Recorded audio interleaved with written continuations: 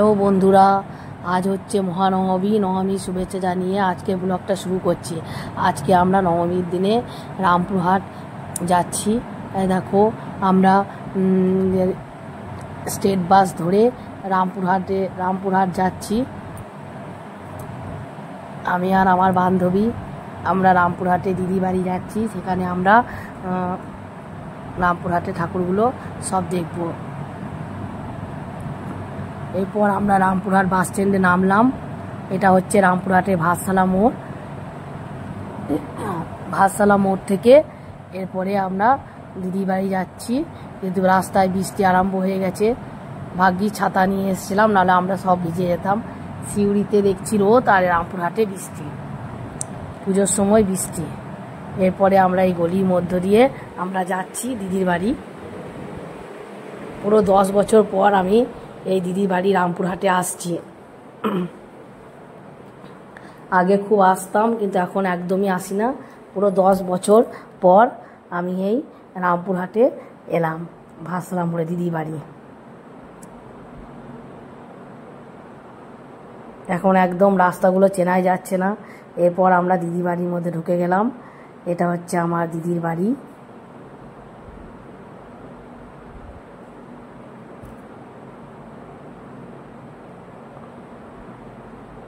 দিদির বাড়িটা নতুন হয়েছে, দোতলাটা। তবুও 10 বছর 11 বছর হয়ে গেছে। খুব সুন্দর করে করেছে, ফিনিশিংটা দারুণ হয়েছে।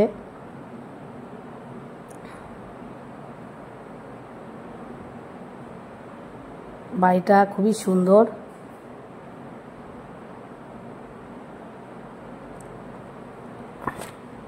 আমি গোটা বাড়িটায় ভিডিও করেছি। এটা হচ্ছে ডাইনিং, 2-3টে বেডরুম আছে, কিচেন। এদিকে ওপরে ছাদে যাওয়া যায়।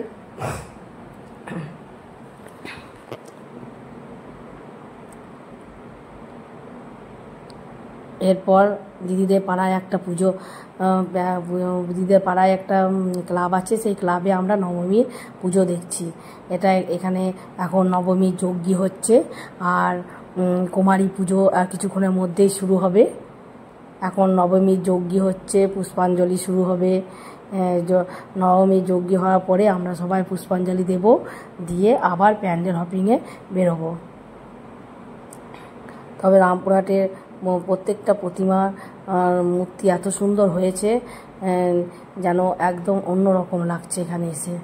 প্রত্যেকটা ঠাকুরের মূর্তি সুন্দর হয়েছে। এখানে ঠাকুরমশাই যজ্ঞ করছেন।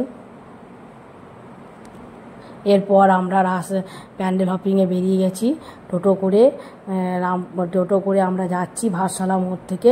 ভাতশালা মোড় হয়ে আমরা টোটো করেছি। এখান থেকে আমরা কলেজ মোড় যাব। কলেজ মোড়ে ঠাকুরগুলো খুব সুন্দর হয়েছে, ওখানেও খুব সুন্দর হয়েছে। তার জন্য আমরা এখন টোটো করে যাচ্ছি। এগুলো বৃষ্টি হচ্ছে, বৃষ্টির মধ্য দিয়ে আমরা বেরিয়ে পড়েছি। না হলে আমরা ঠাকুর দেখতে পাবো না। রাতে বেলাতে তো থাকবো না, আমরা চলে যাব। সেই জন্যে আমরা দিনের বেলায় বৃষ্টির মধ্য দিয়ে বেরিয়ে পড়েছি। ওটা রাস্তা দেখলে বুঝতে পারছো যে জলে ভর্তি হয়ে গেছে।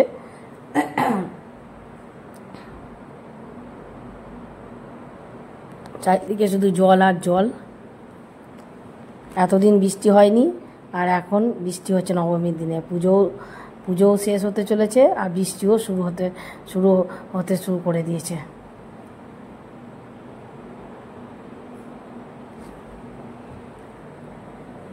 বৃষ্টিতে না বেরোলেও আমরা ঠাকুর দেখতে পাবো না। বৃষ্টির মধ্য দিয়ে আমরা ঠাকুর দেখতে এসেছি। এটা হচ্ছে রামপুরহাটের কলেজ মোড়। এখানটা একদম চমক করেছে, একটা অন্যরকম চমক। এত সুন্দর এই প্যান্ডেলটা করেছে যে এই প্যান্ডেলটা দেখার জন্যে প্রচুর দূর দূরান্ত থেকে লোক এখানে আসছে। তাই আমরা এখানে এসেছি। তাই আমরা এখানে এসেছি। এখানটা আমরা রিলস বানাচ্ছি, কিছু রিলস বানিয়েছি, ছবি তুলেছি। এটা হচ্ছে ইন্দ্রের শোভা, এই প্যান্ডেলটা। এমনিতেও এখানকার ঠাকুরগুলো ঠাকুরটা এত প্রতিমা দর্শন করলাম, প্রতিমা এত সুন্দর হয়েছে, প্রতিমার মূর্তি একদম অন্যরকম।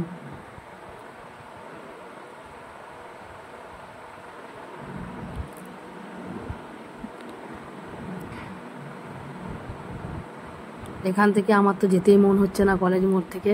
এখানে আমরা অনেক ধরনের ছবিও তুলেছি, আর এত ভিড় এখানটা দেখলেই বুঝতে পারছো।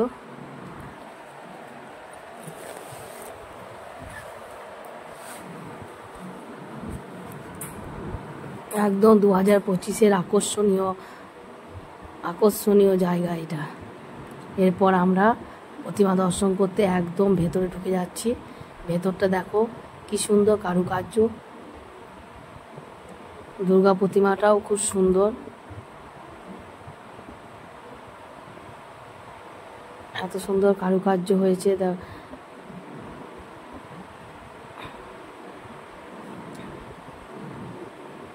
ঝাড়বাতিটা এত সুন্দর করেছে, প্রত্যেকটা জিনিসই সুন্দর হয়েছে এখানে।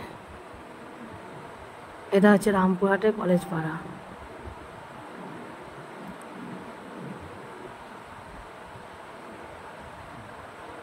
দেখতেই পাচ্ছ সবাই ছবি তুলতেই ব্যস্ত। এই জায়গাটা এত সুন্দর করেছে, এই ঝাড়বাতিটা, এটা হচ্ছে আকর্ষণীয় স্থান।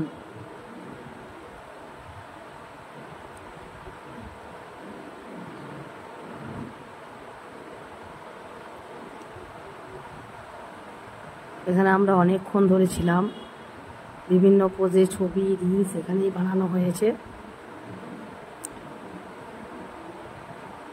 এরপর আমরা এখান থেকে বেরিয়ে আবার রাস্তা দিয়ে যাচ্ছি, আবার অন্য জায়গায় প্যান্ডেল হপিং করব।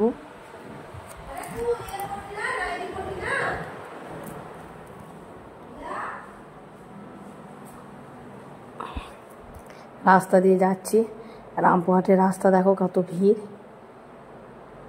এখানে সবাই সকাল থেকে ঠাকুর দেখতে বেরিয়ে পড়েছে, তাই আমরাও বেরিয়ে গেছি। আর সাংঘাতিক ভিড়।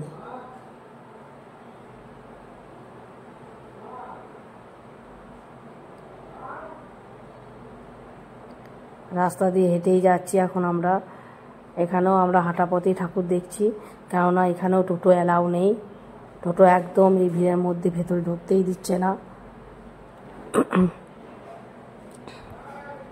দেখো এটা হচ্ছে রানিমা সঙ্গে ক্লাব। এটা একদম এত সুন্দর প্যান্ডেলটা করেছে, দেখে মনে হচ্ছে বাড়ি। আর ঠাকুরের প্রতিমার মূর্তি এত সুন্দর করেছে, প্রতিমা দর্শন করলেই যেন মন একদম অন্যরকম হয়ে যাচ্ছে। প্রত্যেকটা প্রতিমা দর্শন করে দেখছি যে আমরা প্রত্যেকটা প্রতিমার আকর্ষণীয় মূর্তিগুলো। এরপর আমরা রাস্তায় আবার বেরিয়ে পড়লাম, আবার অন্য জায়গায় চলে এসেছি। এখানেও প্রতিমাটা খুব সুন্দর। ভিড় প্রচুর, সাংঘাতিক ভিড়। এই ভিড়ের মধ্যে দিয়ে ভিডিও করেছি। ভিডিও করতেই পারছিলাম না প্রথমে, তারপরে একটু একটু করে করলাম আস্তে আস্তে। সকাল থেকেই এখানে ভিড়।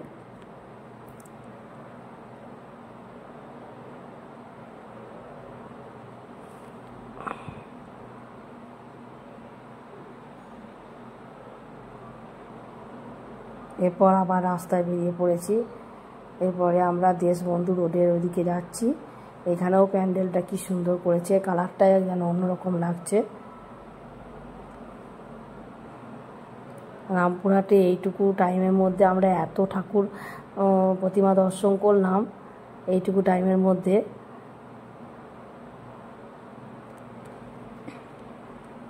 এখানকার প্রতিমাটাও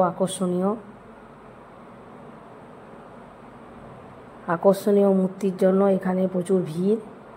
এখন তো সব জায়গাতে নবমীর যজ্ঞ হচ্ছে। আমরা যখন গিয়েছিলাম তখন যজ্ঞ হচ্ছিল, প্রসাদ বিতরণ চলছে।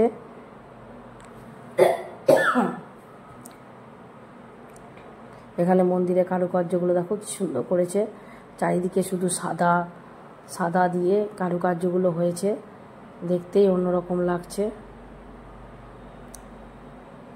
এরপর আবার আমরা চলে এসেছি এই প্যান্ডেলের ভিতরে ঢুকছি। এবারে রামপুরহাটে সব ক্লাবের নাম তো আমি ঠিক বলতে পারছি না, তাই যেখানে আমরা প্যান্ডেল দেখতে পাচ্ছি সেখানে আমরা ভেতরে ঢুকে যাচ্ছি। এখানটা আমি ভালো করে খুব চিনিও না। এই যে এবার আমরা সিঁড়ি দিয়ে ঢুকছি। এর মূর্তিটাও খুব সুন্দর হয়েছে, যেন মনে হচ্ছে উমা, অরিজিনাল উমা। একটা চালার মধ্যেই এই মূর্তিগুলো আছে।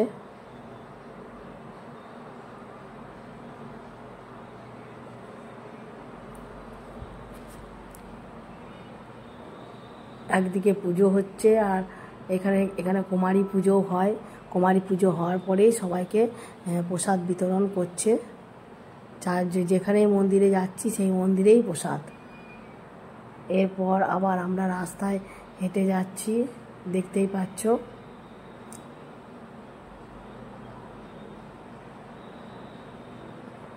হাঁটার পরে আমরা আবার আর একটা প্যান্ডেলে ঢুকে পড়ব।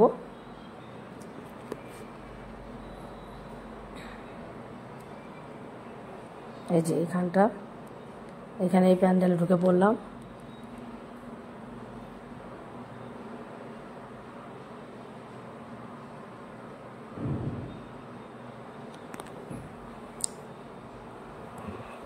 এই প্রতিমার মূর্তিটাও খুব সুন্দর হয়েছে। প্রথমেই বললাম তোমাদেরকে, রামপুরহাটে প্রত্যেকটা প্রতিমা যেন আকর্ষণীয়।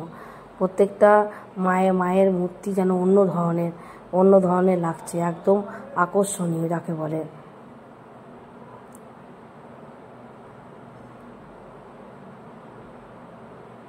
যে সবাই এখন ছবি তুলতে ব্যস্ত, যেখানেই যাচ্ছি সেখানেই ছবি আর ভিডিও করছে সবাই, আর আমরা ভিড়ের মধ্যে সেরকম করে কিছু করতেই পারছি না। আবার এখানে চলে এলাম আজাদ হিন্দ ক্লাবে।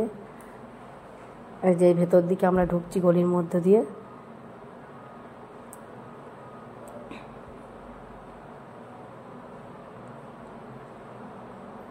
চারিদিকে শুধু গলি, রামপুরহাটটা অত ভালো করে চিনি না।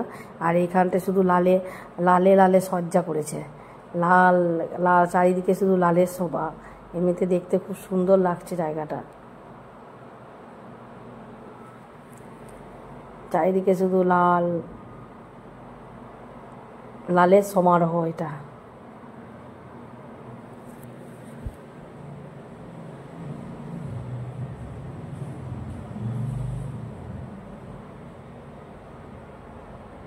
এখানেও দেখছি যজ্ঞ হচ্ছে। নবমীর পুজো সব জায়গাতেই হচ্ছে, সমস্ত প্যান্ডেল হপিংয়ে হচ্ছে। আর এটা হচ্ছে একটা বাড়ির পুজো। বাড়ির মধ্যেই প্যান্ডেল হয়েছে। সেই প্যান্ডেলে একদম আমরা ঢুকে পড়েছি। ঢুকেই দেখো এই মূর্তিটা একদম ছোটোর মধ্যে ঠাকুরটা এত সুন্দর হয়েছে। মাকে প্রতিমা দর্শন করছি আমরা এখানে। আর প্রতিমাটা দেখো একদম অন্যরকম, ছোট প্রতিমা হলেও যেন সুন্দর হয়েছে।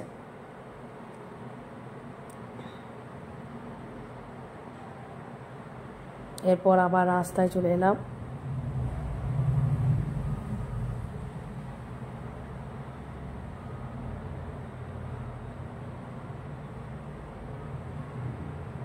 রাস্তাতে প্রচুর ভিড়।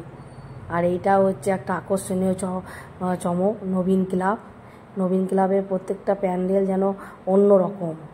যেখানেই যাচ্ছি সেখানেই প্যান্ডেলগুলো একদম আকর্ষণীয় প্যান্ডেল।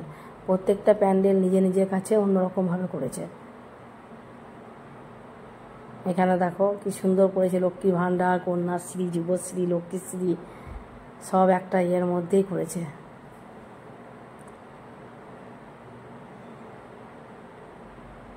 এটা হচ্ছে নবীন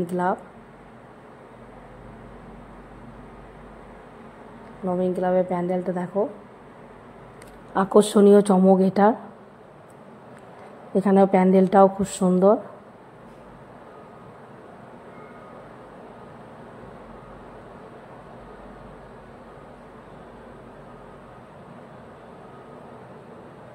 নতুন ধরনের কাজ এখানে। রামপুরহাটে আমি এই প্রথম পুজোর সময় এসেছি। পুজোতে এসে দেখছি আকর্ষণীয় সমস্ত ঠাকুর, চমকীয় জায়গা।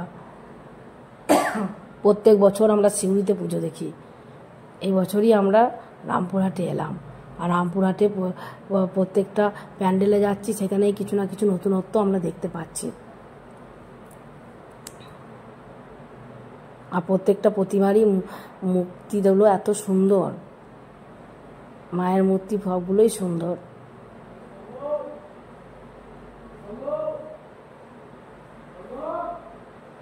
মাকে যেন দর্শন করে মনটা যেন আনন্দে ভরে উঠছে।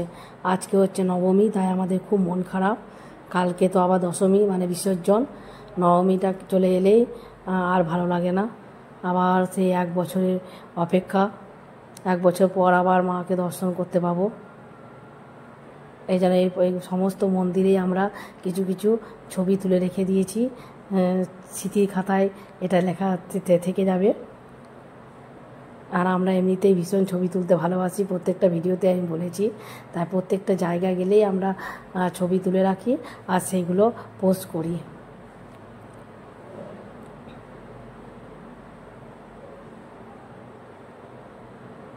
আজকে আর ভালো লাগছে না, আবার 1 বছরের অপেক্ষা। দশমী পেরিয়ে গেলেই আবার ছোটা শুরু হয়ে যাবে, একঘেয়েমি কাজ। আবার মনটা 4 দিনের জন্য মনটা আমাদের অন্যরকম হয়ে উঠেছিল, আনন্দ ভেসে উঠেছিল। কিন্তু আজ নবমীর জন্য আমাদের ভীষণ মন খারাপ। ভিডিওটা ভালো লাগলে কমেন্ট শেয়ার করে দিও। টাটা।